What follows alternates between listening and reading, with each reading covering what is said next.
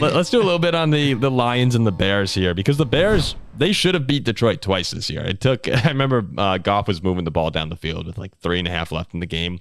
It's like, wait a second, this is like exactly what happened the last time. But the Bears wind up winning 28-13, and Detroit, we'll touch on both teams. Detroit, to me, I'm really concerned if I'm a Lions fan right now. You're still 9-4. You're probably going to win the NFC North, although, yeah, I mean, the door's open, but are the Vikings going to beat them twice? Probably not. But just the way that you've been sort of pushed around lately against Green Bay, now against Chicago, you got out to the quick lead against the Saints, but after that, they were up 21-0 the first 7-8 minutes. After that, the game ended 33-28. So I'm not happy if I'm a Lions fan at all with what I'm seeing. And one of the main reasons for that is Jared Goff has looked really bad. And that scares me as we head into, we're in December football right now. This is not the time of year to have bad Jared Goff come out when we haven't seen that in months.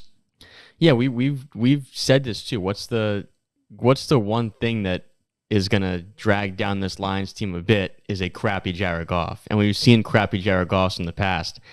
And what concerns me mainly is not the fact, the Lions will still be probably number 3, number 4 seed, win the NFC North. Mm-hmm. But it's just, now you look at them amongst the rest of the Super Bowl hopefuls in the NFC. It's where the Lions have looked. I don't think right now they can beat San Francisco or Dallas or Philadelphia. Like, it's not a matter of falling out of a home playoff game or the division, but it's going on the road now to San Francisco or Dallas or Philly. And the way that they're playing, there's no chance. And how do you mess up Jared Goff is you get pressure on him. And look at the teams that they would have to play here. The 49ers rush with Chase Young has been awesome. Like, it would be the Cowboys, the Eagles, like all these teams. That's the whole year we've like praised Detroit for being able to, in what we believed, match up physically with these other NFC, really good, tough teams. And now I'm starting to think back on that and going, I don't know. Micah Parsons might have his way. Like, Nick Bosa might. I could see 2 or 3 interceptions with Nick Bosa bearing down Goff's throat. Like, I know Lions fans are probably going to come and be like, relax. Like, we're fine. We're still going to control our destiny. But the Bears, you got manhandled by the Bears. I mean, honestly, twice. Yeah, twice. Twice. Like, the Lions' first win was ridiculous against the Bears. Yeah, I'm not happy. Ziggy, are you saying relax us, or are you just going to keep piling on? The thing I worry about this game the most was just how many penalties there were for the Lions, right? They were one of the least penalized teams in the entire league coming into this game. They put up 8. There were some bad pre-snap penalties. There was a really bad intentional grounding. There was that really bad 4th and 12 offsides jump I think that was Hutchinson that jumped offsides there, and that got the Bears to a touchdown. So, like, those kinds of mistakes are a problem. And it's really a problem when they're going to have some big games coming up, and every single team they play for the rest of the season is motivated to win.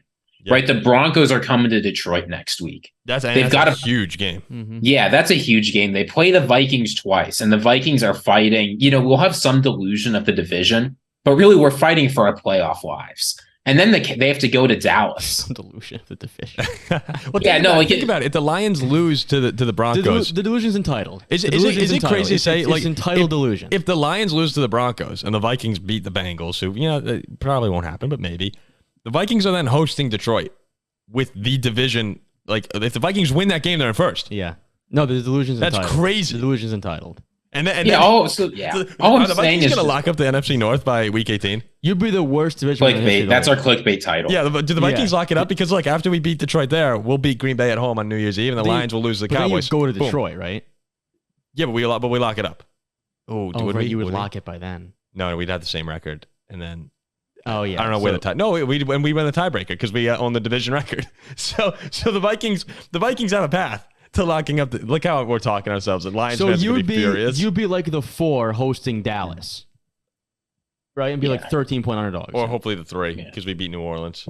More realistically, let's set aside this ridiculous Vikings picture for a second. We're sorry. Just let us have our moment there. We usually don't go off script like that.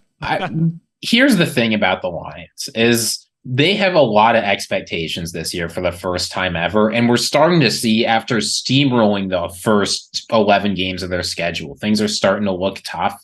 I guess the first 10 games.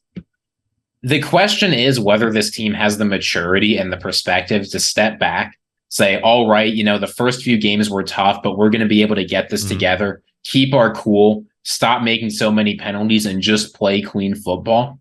If they can do that, they'll win games. The question is going to be whether Dan Campbell can get focus back, get the team back together, and just play good football. I think they can do that. They can, but there is not a guarantee. They can. I don't think they will. Like I think they'll go into the playoffs, with the division, and I think they might lose in the first round. Realistically, they haven't had a good game since October 30th against the Raiders. That's not good. At a lot of these bad games, right, that a Jalen Hurts will have, or a Brock Purdy and the Niners will have, or even Dak and the Cowboys, against a team like the Bears, they're probably still winning that game. Yes. But a bad Jared Goff, you get blown out. We've seen what happens. And Jared Goff has had his fair number of games over his entire career where he looks horrible. Like, it's tough to ignore that. And he looks bad, and you lose by 15. You get crushed by a 3-win Bears team who are playing better. Yes, the Bears are playing better, but still, sure, the Niners don't lose that game. The Eagles don't lose that game. And you're also Cowboys you're getting destroyed at home by Green Bay, who they're looking better too, absolutely. But again, like the Niners and the Eagles probably don't lose that game at home. Gosh, I wish Kirk was here. I'm looking at 3-0 Vikings win. I'm like, all right, like realistically, is it, like, come on, against the Raiders. Yeah.